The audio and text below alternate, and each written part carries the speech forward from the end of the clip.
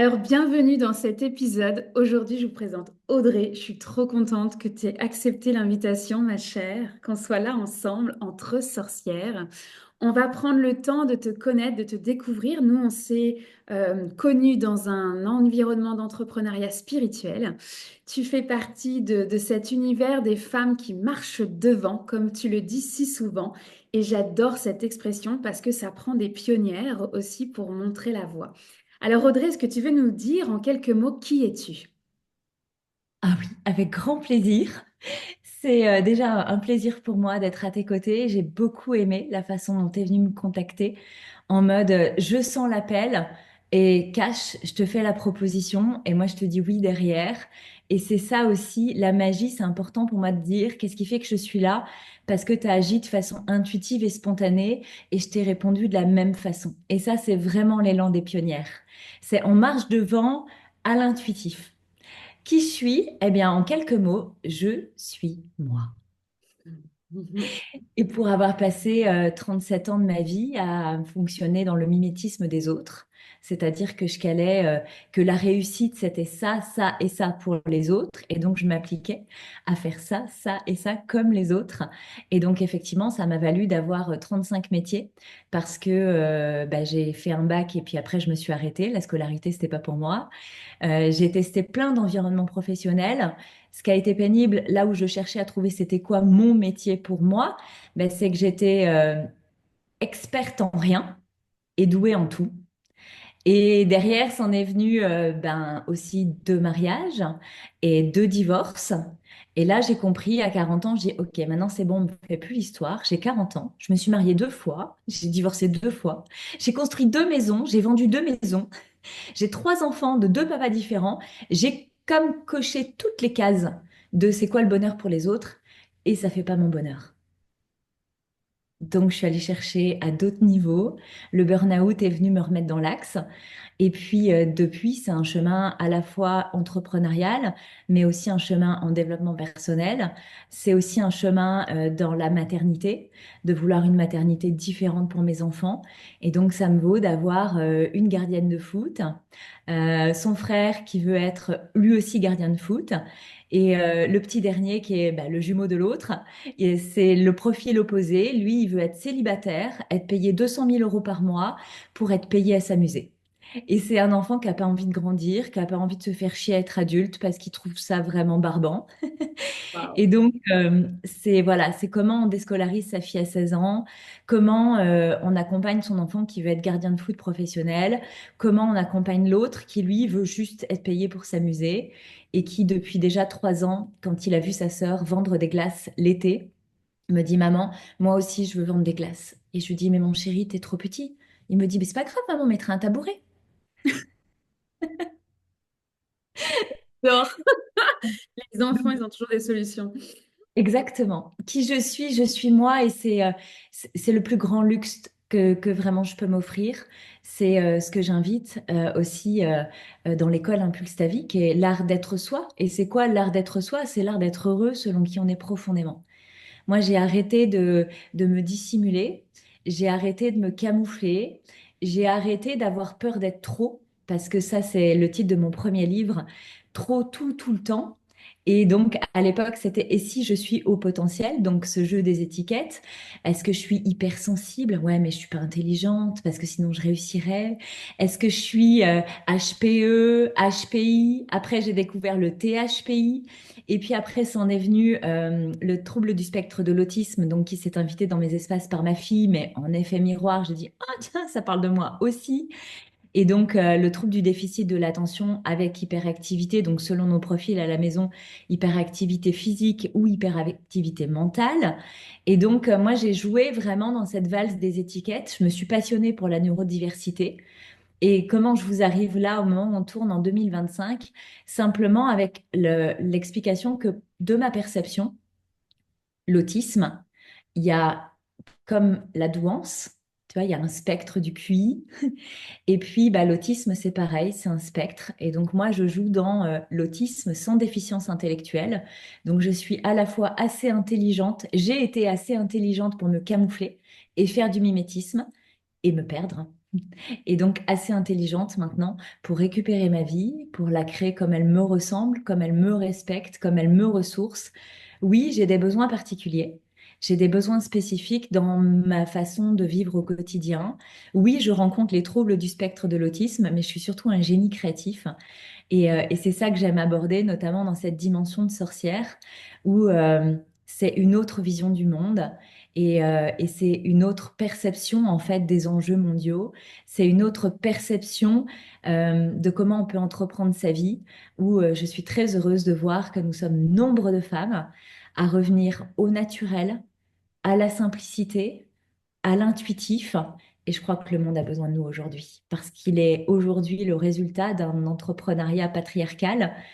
Et je réfute pas du tout le système. On en aura toujours besoin pour créer de l'équilibre, mais le monde a besoin des femmes, de l'intuitif et du naturel pour créer un équilibre différent, en fait, et venir sauver le monde, tout simplement.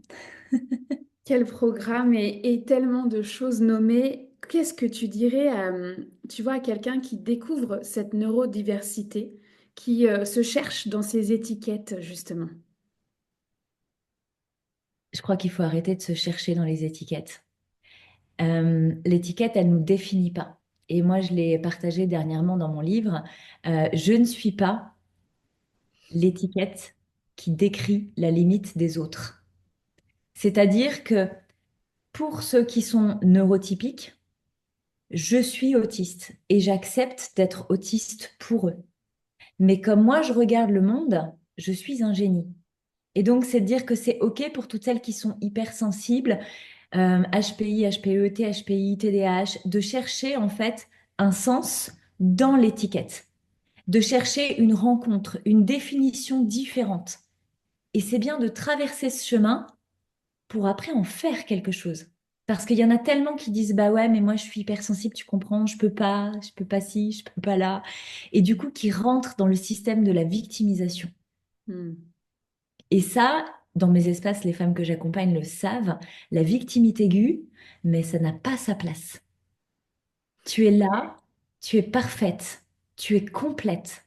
Et tu es là pour une mission parce que tu as des dons, des passions, des capacités différentes et tu as à en faire quelque chose. C'est ça ta mission. Parce qu'on se cherche dans les étiquettes, mais on cherche aussi c'est quoi ma mission. Et tous les bons coachs, et j'en ai fait partie pendant des années, qui disaient, mais tout est à l'intérieur de toi, ma chérie. Et de passer des années à dire, oui, mais où? Mais où? Mais où? Et c'est quoi que je cherche?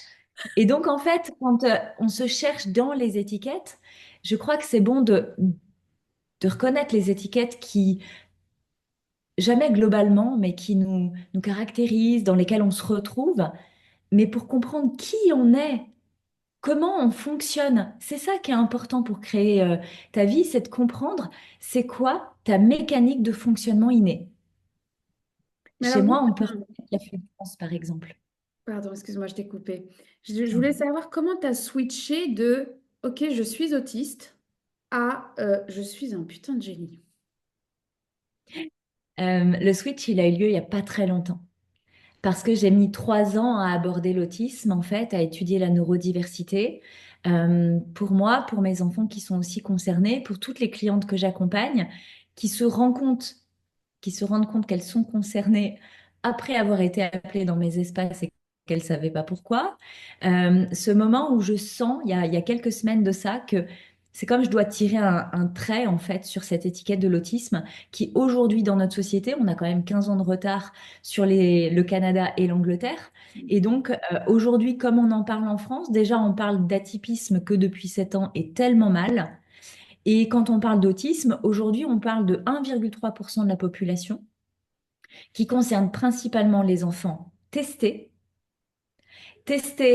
par des tests créés par des neurotypiques qui ne savent pas du tout de quoi ils parlent. Pour effectivement, donc majoritairement les garçons, parce que les filles ne sont pas concernées. Et moi, je m'adresse en fait à toutes celles qui, comme moi, sont passées au travers des mailles du filet. Donc, à partir du moment où on sait et qu'on a eu l'intelligence de se camoufler, que c'était pas visible clairement dans notre enfance, qu'on n'est pas empreinte à une déficience intellectuelle qui vient se relier à du handicap, Eh bien, moi, quand j'ai acté ça, je me suis dit, OK, j'ai quelque chose d'autre à en faire. Donc oui, pour la norme, je suis autiste parce que je rencontre les superbes emmerdes de l'autisme, mais j'ai surtout des super pouvoirs. Et donc, bah, ça m'a valu d'écrire un livre en 5 heures qui s'appelle Ta gueule avec bienveillance. Et c'est en écrivant ce livre, en fait, que je suis passée de autiste à génie.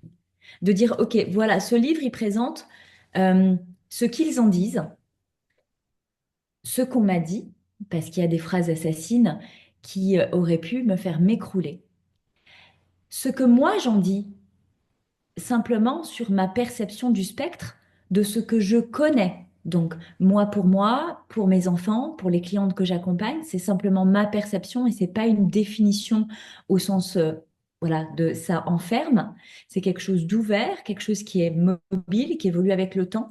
Moi, je me suis reconnue autiste il y a 3 ans et à plus je me reconnaissais autiste, à plus je le devenais, tu vois. C'est surtout que j'ai arrêté de me camoufler, j'ai arrêté de me suradapter. Et c'est ça qui crée l'élan du génie, en fait, c'est que j'ai libéré tout mon potentiel, ma fulgurance, mon arborescence, ma créativité. Donc oui, j'écris un livre en 5 heures, je déménage 2 fois à 800 kilomètres en 2 mois. Je fais ça en tant que maman solo avec mes enfants sous le bras et mon business dans l'ordinateur.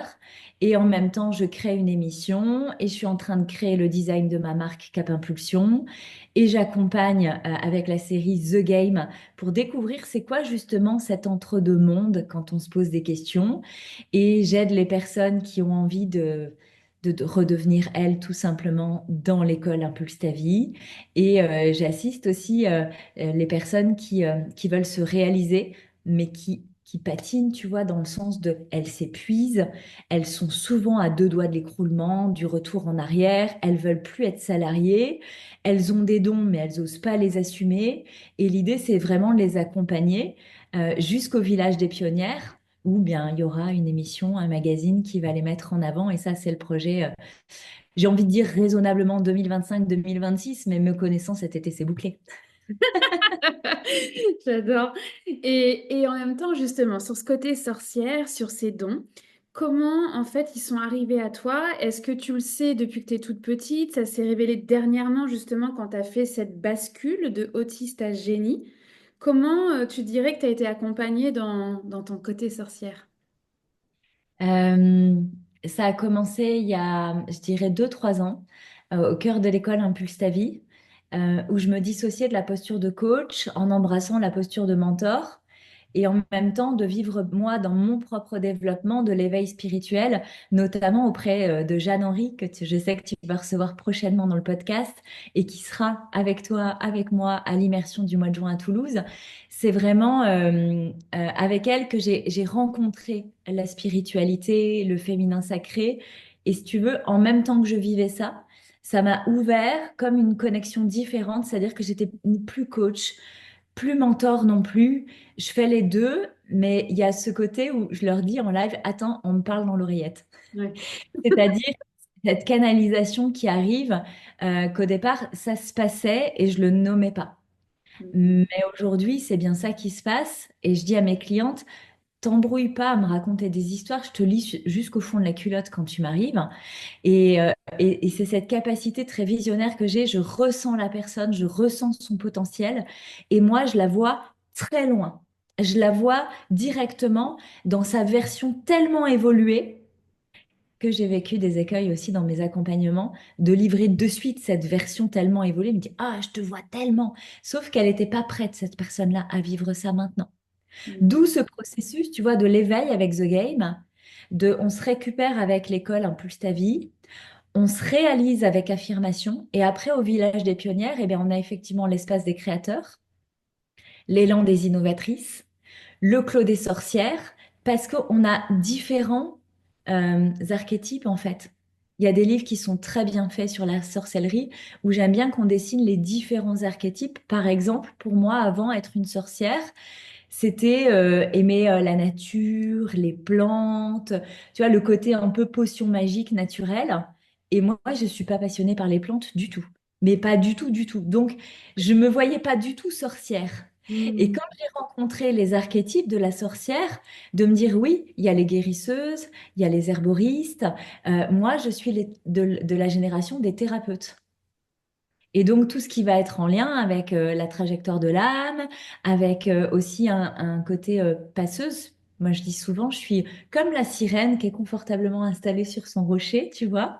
J'ai la connexion au plus grand par en dessous et j'ai la connexion à la profondeur des océans, tu vois. Donc j'ai à la fois la lumière et l'ombre et je fais comme le chant des sirènes et j'accueille tous les marins naufragés en fait, tu vois, pour revenir créer de l'équilibre dans leur structure entre l'ombre et la lumière et leur dire voilà, en fait, tu peux repartir sur Terre, t'es pas obligé de fuir le concept parce que ta mission, c'est là-bas que ça se passe. Ça me parle tellement, j'aime tellement cette image de sirène là. Je trouve qu'elle est hyper on the point et en même temps, c'est fou parce que tu vois, cette oreillette, moi je dis ça souvent aussi. Attendez, excusez-moi, on me parle. Tu vois. Et c'est, tu vois, comme c'est arrivé donc dans un processus de développement personnel et spirituel et tu l'as incorporé de suite en fait dans ta pratique professionnelle. Oui. Parce que moi, j'accepte tout ce qui vient à moi. Et c'est ça qui fait la fulgurance de mon développement, d'ailleurs, au cours des 4 dernières années. C'est que si ça vient, je prends. Je réfute pas, je bataille pas, j'essaie pas de le cacher. Et ça, c'est mon histoire avec les étiquettes qui m'a valu cette grande capacité d'accepter tout ce qui se présente à moi. Et comme je dis souvent, aussi bien dans les dons innés que dans l'expérience terrestre qui te présente joyeusement, sans que tu le décides, tantôt des cacas, tantôt des cadeaux. Mais tu sais que quand tu es dans le caca, derrière, il y a des cadeaux. Mais quand tu es dans les cadeaux, derrière, il y aura d'autres cacas parce qu'en fait, ce système de traverser le chaos. Et moi, ce que j'ai enseigné dernièrement, c'est la masterclass sur l'art de magnifier le chaos. C'est justement cette capacité, comme un surfeur qui se trouve les pieds dans l'eau face à la vague.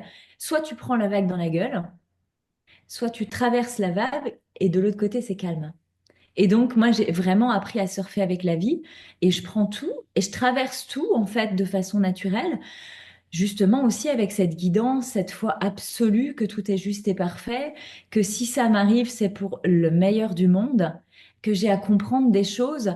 C'est comme recevoir des informations qui se matérialisent, tu vois, dans le monde terrestre, dans la 3D, qui me demandent de développer des compétences de 3D pour être encore plus précise, encore plus utile, encore plus impactante dans ma mission.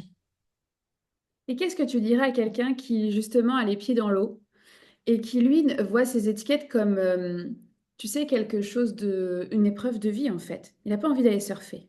Qu'est-ce que tu lui dirais pour prendre sa planche et dire, allez bien, on y va? Je lui dirai pas, prends ta planche et viens, on y va. Je lui laisserai le temps de choisir quand est-ce qu'il en a assez marre, que c'est assez chiant, que c'est assez ennuyeux, que c'est assez oppressant, et quand est-ce qu'il en a marre de jouer à la victime des autres, du système, euh, et juste de dire, au moment où il a décidé de prendre sa planche, dire, OK, vas-y, je t'embarque. J'adore. Et donc, parle-nous de cet événement à Toulouse où là, justement, c'est comme on va tous surfer ensemble. Quelle est la mission de cette immersion que tu crées donc fin juin 2025? L'objectif suprême, c'est qu'à un moment donné, on soit 85 000 génies au Stade de France. J'adore. Ah, merci pour les visions ambitieuses. J'adore ça. Donc, pour moi, ce que je me propose depuis déjà 2 ans, j'ai commencé par des immersions à 5, à 8, à 10, à 12. Les 2 dernières, elles étaient 16. Et j'ai bien vu que dans le modèle, si tu veux, tu fais pas pareil à 16 qu'à 8. J'ai vécu l'année dernière The Game où il y a eu plus de 650 participations à la série, où le fait de raconter des histoires, de vulgariser, j'invente des mots aussi, de vulgariser le développement personnel, ça avait de l'impact et de les voir se réunir, de comprendre à quel point l'effet miroir était stratosphérique. Et de me dire, OK, en fait, ce que je veux, c'est ça et en plus grand. Donc, comme moi, j'applique la technique de l'escalier, Je suis ici et maintenant, je vais vers 85 000 au Stade de France. Ça me demande, moi, de vivre mes épreuves, tu vois, de développement personnel parce que je vais pas être aujourd'hui à demain 85 000 au Stade de France. Ça me demande, moi, de me préparer. Et ça me demande aussi de réunir une communauté de femmes pour qui ça fait sens, en fait, d'embrasser ce mouvement-là, d'être de celles qui marchent devant. Donc déjà, c'est ça, c'est la réunion de celles qui marchent devant. Et oui, les messieurs, bien sûr que les messieurs hypersensibles sont les bienvenus. Il y en a déjà quelques-uns d'inscrits et c'est toujours un bonheur d'avoir ces messieurs qui viennent quelque part guérir de leur simple présence le féminin parfois abîmé des femmes que j'accompagne. Donc ça, c'est chouette. L'immersion de juin, pour moi, c'est un pas de plus vers 85 000 au Stade de France. C'est le premier rassemblement en fait massif de la communauté. Pas que la mienne, la tienne aussi. C'est un rassemblement de leaders de mouvement, de communautés qui appartiennent, se reconnaissent dans un mouvement. Donc effectivement ta communauté, celle d'Olivia Victoria Sotro pour cet événement de juin, celle de Jeanne-Henri et d'autres surprises que je vous réserve. C'est plusieurs communautés qui se rassemblent pour que tout ensemble, on soit plus forte ensemble. Mon intention, c'est de rendre visible la différence invisible. C'est pas que l'autisme, c'est pas que les étiquettes. C'est aussi les sorcières, c'est aussi les chamanes, c'est aussi les thérapeutes. J'ai une psychologue qui s'est inscrite hier parce que justement, elle était psychologue toute sa vie, mais elle commençait là, à avoir des voix qui lui parlent dans l'oreillette. Et donc, c'est l'envie de faire de la psychothérapie différemment. Waouh. Ce mouvement, c'est ça. Qu'est-ce qui va se passer à l'immersion? Ici, maintenant, j'en sais rien. En vrai, je refuse de tomber dans le piège de l'événementiel, de je dois avoir un programme, de je dois préparer des tenues de scène. Moi, je vais venir en salopette et en basket. Comme j'arrive là, je suis en sweat. C'est mon confort autistique qui aime bien le concept t-shirt noir jean. Et après, je mets des couleurs, tu vois. Mais il n'y a pas de tenue de scène. Moi, je vais arriver, je vais être moi. Je peux y penser tous les jours à cette immersion. Un jour, je te dis, ah ouais, je vais arriver, je vais parler de ça. Le lendemain, je dis, ah non, je vais arriver, je vais venir avec mes enfants, je vais parler de ça. Et puis je dis, non, en fait, on va tout monter sur scène pour commencer. En fait, je pourrais créer l'événement tous les jours différemment. Donc, ce qui va se passer, c'est que je vais arriver comme vous à l'événement. Je vais prendre le micro et je vais laisser sortir ce qui sort. Tout simplement. Il y aura des expériences, il y aura des ateliers, il y aura du mentorat scénique, il y aura du pestacle. Parce que j'ai pas envie de faire un spectacle non plus. Moi, j'ai beaucoup aimé que mes enfants appellent ça le On va au pestacle, maman? Ouais, on va aller au pestacle parce qu'on va aller s'amuser. Et je crois que le plus important que je vais transmettre dans cet espace-là, c'est l'autorisation à être soi. C'est pas un espace dans lequel tu vas poser ton cul sur un siège pour voir un défilé d'intervenants. Certains vont te plaire, d'autres vont te gratter, d'autres vont... Ça va être neutre pour toi. Tu vas être épuisé parce qu'il y a du monde et dans ton hypersensibilité, tu vas pas te respecter. Et du coup, tu vas avoir un espèce de brouhaha mental, comme un chahut émotionnel intérieur pour tout ce qui sera venu te toucher. Puis tu vas rentrer chez toi hyper content de l'avoir vécu et tu vas repartir à ta vie avec ta routine, tes habitudes et tes superbes emmerdes. Mon intention, c'est d'être présente à l'événement pour qui je suis profondément. J'ai la capacité de faire du coaching, du mentorat direct, de la canalisation en 3 minutes. Alors, je veux me rendre disponible autant que vous, les intervenantes à mes côtés. Je vous invite aussi à avoir cette posture de, vas-y, on lâche. On vient pas avec nos roll-up, on vient pas avec nos cartes de visite, on vient pas pour faire du plan-plan, on vient pour être et incarner notre mission au cœur de ce mouvement, en ayant la totale confiance que toutes celles qui seront là vont choper exactement le mot, la phrase, l'énergie ou le regard de la personne dont elles ont besoin de recevoir le message ce jour-là. Et que je serai là pour vous accompagner à en faire quelque chose de vrai, de concret, mais surtout de simple et de léger pour tous vos pas d'après. D'ailleurs, toutes celles qui sont déjà inscrites à l'immersion bénéficient de mon soutien, mon accompagnement, mon écoute une fois par semaine. On a déjà commencé, nous, l'immersion, elle est déjà présente. Et hier, on me demandait dans notre temps de rencontre, est-ce qu'Audrey, après l'immersion, tu nous accompagneras aussi? La question a été posée par une de mes clientes qui a vécu une immersion privée à mes côtés en one-one il y a un mois. Elle sait à quel point j'ai la capacité de vous faire 3 tours dans votre slip sans toucher l'élastique. Et donc, elle était déjà en mode, OK, moi je viens, mais est-ce qu'après, tu es là parce que ça chamboule, ça chahute, mais positivement, joyeusement, dans l'envie, le plaisir, la passion, l'élan. Et puis, ça fait du bien de faire des câlins à des personnes à qui tu n'as pas besoin de te justifier. De qui tu es, c'est quoi ton métier, qu'est-ce que tu fais, tu es toi, et tu es parfaite, et tu es complète. Et moi, j'ai la chance d'être à tes côtés sur la scène. Et quand tu parles de ta vision de ce Stade de France de 85 000 personnes, moi, j'ai eu l'audace de t'écrire le jour où c'est sorti. Je dis, mais moi, en fait, je marche pour l'Olympia et je vais offrir des shows chamaniques pour transformer la vie des gens, semer des graines d'amour, de joie dans les cœurs. Et je me suis dit, bah, au pire, elle me dit non, quoi. Et c'est pas grave, tu vois, j'en ferais pas du tout une affaire personnelle, mais j'ai osé. Et t'as dit oui. Et là, ça fait comme, ok, je vais vraiment donner mon premier show chamanique sur la scène pour toutes ces femmes et ces hommes qui seront présents.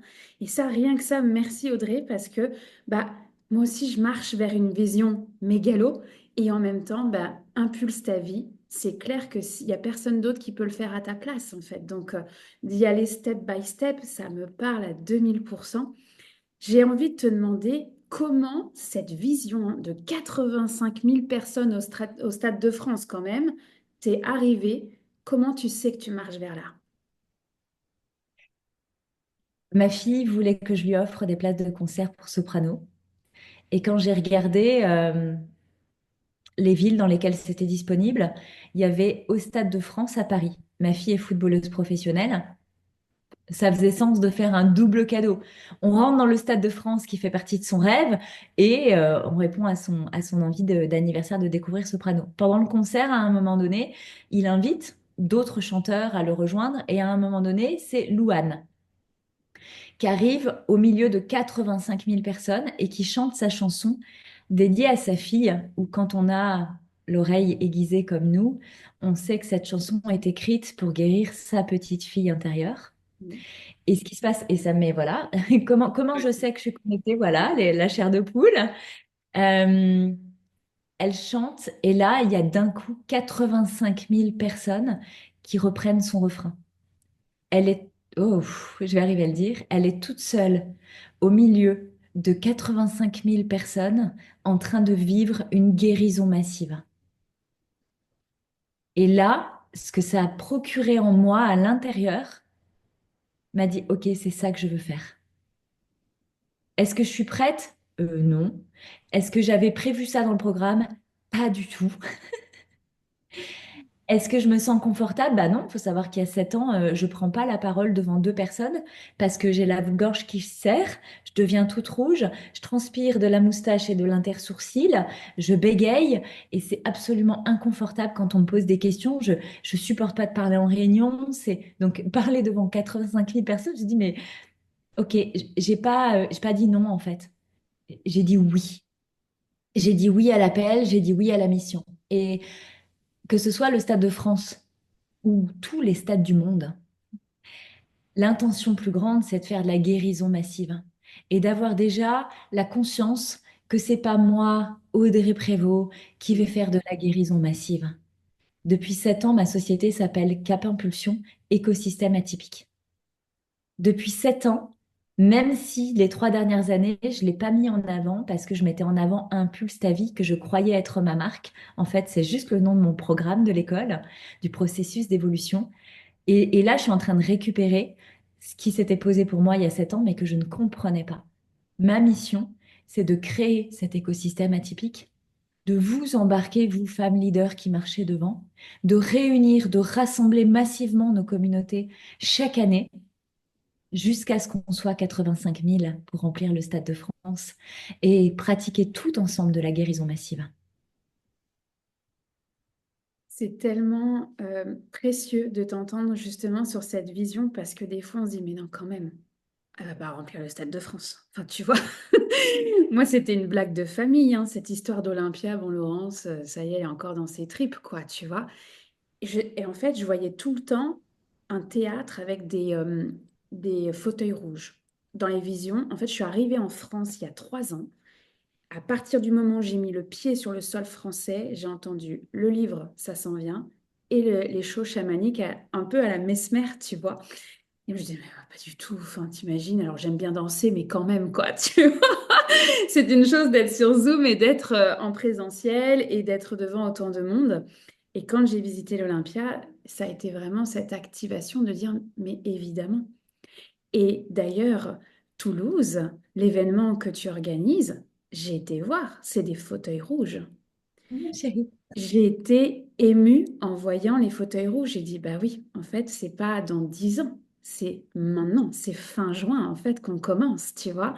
Et c'est tellement magique de le vivre ensemble que, évidemment, on va vous mettre tous les liens après. Est-ce que tu veux nous parler de la journée élite, qui est la troisième journée, qui est réservée, en fait, un peu VIP? Qu'est-ce qu'on va y vivre? La journée élite, elle s'est écrite toute seule. J'ai senti l'appel de lancer ce qui s'appelait au départ le festival et qui est devenu une immersion. Et c'était plus fort que moi. Donc j'ai fait un premier lancement en mode assez mental, en mode je suis en train de déménager, excusez-moi, entre trois cartons, je n'ai pas trop le temps de réfléchir. Et les premières inscrites sont arrivées en 48 heures, comme de me dire, OK, en fait, elles sont déjà là. C'est juste moi qui suis pas au rendez-vous. Et derrière ça, de me dire, OK, j'ai pas envie de l'écrire mentalement, j'ai envie que ça vienne tout seul à moi. Donc, la première, ça a été Olivia qui m'a écrit et qui me dit, j'aimerais beaucoup intervenir. Et je dis, ben, j'en rêvais parce que pour moi, aujourd'hui, tu incarnes une vision du business, en fait, que je trouve super intéressante, justement, pour tous les profils que j'accompagne. Et derrière, naturellement, je pense à Jeanne, qui m'avait invitée à faire un 2 minutes à ses côtés devant 500 personnes l'année dernière. Et je visite le Palladia, qui est la seule salle. Je clique salle à Toulouse. En premier, le Palladia. Et de suite, j'adore le nom. Je trouve qu'il est rond. Je trouve qu'il est chaud. Je vais voir la photo de la salle et je vois la photo et je me dis, c'est là. Je vais visiter le Palladia et je demande une salle en plus. Parce que quand je reçois la demande d'Olivia, je dis, OK, il y a ça. Il est 12h12, non, je le dis, j'adore. Et il y a autre chose. Et je dis spontanément à Olivia, est-ce que ça te dirait qu'on rajoute une journée VIP ensemble le dimanche? Elle me dit, OK, je suis partante. J'écris à Jeanne, je lui dis, j'ai pensé que tu serais d'accord. Je t'ai pas demandé, mais tu me confirmes que tu es d'accord. Elle me dit, je suis d'accord. Et quand je visite le salon privé que j'ai réservé pour cet événement du dimanche qui viendra en plus de l'immersion, il y a en vrai 4 espaces. Donc, depuis le début, je sais que nous serons 4. Mais qui était la quatrième? Point d'interrogation. Et la quatrième, ben, t'es venue toute seule. Quand tu m'arrives, c'est un grand oui parce que quand je vois ton message, quand je reçois ton message et quand je ressens ton message et ta vibration, j'ai les poils qui se dressent de suite. Donc, t'es venu spontanément, je t'ai dit oui spontanément et je t'ai dit, ben voilà, tu es notre quatrième de cette journée élite. Donc, moi, je suis vraiment experte dans l'art de se réaliser selon qui on est profondément, selon nos codes de fonctionnement innés. J'aime faire cette lecture-là. Olivia, elle intervient sur la partie autorisation totale de créer un business où elle montre que tout est possible. Jeanne vient vraiment connecter à l'intuition et au féminin sacré. Et toi, tu nous arrives derrière avec la proposition chamanique, avec cet élan, cette joyeuseté spontanée, cet élan du cœur, avec un amour comme pour venir harmoniser tout ce qui va se passer dans cette journée. Alors, on est 4 à animer, à co-animer. C'est une journée euh, élite. Donc, il y aura maximum 40 personnes. répartis en 4 groupes de 10 pour vraiment créer euh, de l'intimité, dans la conscience que les gens qui vont se regrouper en 4 groupes, à ma façon bien sûr, que j'adore, il n'y a jamais de hasard dans le groupe auquel on est connecté. Et souvent, le groupe auquel on est connecté, il nous fait grave. Oh non, on ne voulait pas être avec elle, mais j'aurais préféré être avec elle. Non, non, non, laisse faire la vie, ma chérie, ça va bien se passer.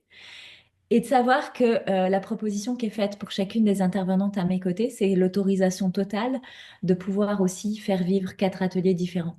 On va ressentir chacune le groupe qui se présente à nous et se donner l'autorisation de livrer ce qui s'en vient, ce qu'on nous dit dans l'oreillette à ce moment-là. Donc c'est une journée qui se vit, qui ne se décrit pas, mais qui se retient comme le premier jour de ta nouvelle vie. Je vais me souvenir toute ma vie de ce moment d'émotion quand tu m'as annoncé que j'étais la quatrième. Parce que c'était un moment de reconnaissance, d'avoir fait moi aussi ce chemin, de me voir et de me reconnaître et de ne pas rentrer dans les cases qu'on attendait de moi. Et ça, tu vois, c'était la complétude aussi des 3 premières années en France, d'avoir continué, d'avoir osé y croire en fait, alors que je recommençais dans ma tête à zéro, mais en fait, la vie m'a montré que c'était simplement la vague que j'étais en train de traverser pour la suite du chemin. Et j'ai tellement hâte, en fait, de vivre ce momentum, en fait, ces 3 jours ensemble à Toulouse. Évidemment, on vous met tous les liens en dessous de cet épisode. Venez nous rejoindre, venez vous inscrire. Et Audrey, je te remercie 1000 fois d'avoir pris le temps d'être ici dans cet épisode parce que à 1000 reprises, j'ai senti le cœur s'ouvrir, tu sais, et rayonner. Exactement quand je t'ai dit, ton événement, c'est des rayons du cœur qui traversent en fait au-delà de la salle en fait que tu as choisie. Et ça, pour moi, c'est précieux en fait de ressentir dans l'invisible et dans la matière. Est-ce que tu aurais un dernier message à donner à celles et ceux qui sont peut-être trop loin pour venir à Toulouse et en même temps leur dire il n'y a pas de limite et il n'y a pas de frontières dans ce monde? Non, il n'y a pas de limite et pas de frontières puisque Jeanne arrive du Mexique, Olivia arrive de Bali, Pauline arrive des États-Unis, Julie arrive du Canada, elles sont 3, 4 à arriver de Suisse, nombreuses à arriver de partout en France. C'est à Toulouse parce que c'est justement très bien desservi en termes de transports internationaux. Et si j'ai une dernière chose à dire, il y a cette vibration que l'écoute de ce podcast aura procurée. Et puis, ce qui s'en vient derrière, c'est j'aimerais tellement vivre ça. Et juste après, c'est le cerveau qui s'agite. Mais c'est trop loin. Mais j'ai pas le temps. J'ai pas les moyens. C'est pas le bon moment pour moi. Je suis pas prête. Je me sens pas à la hauteur. L'invitation, c'est est-ce que tu veux bien dire ta gueule avec bienveillance à ton cerveau qui te malmène? Suis juste l'appel, la vibration pour une fois. Ose faire différemment. Laisse-toi être surprise par ce que la vie te propose. Alors ta gueule avec bienveillance à ce cerveau. J'adore ce titre. Merci 1000 fois, Audrey. On se retrouve à Toulouse dans pas si longtemps que ça. Et puis, évidemment, à très très vite. Très vite, ma belle, merci.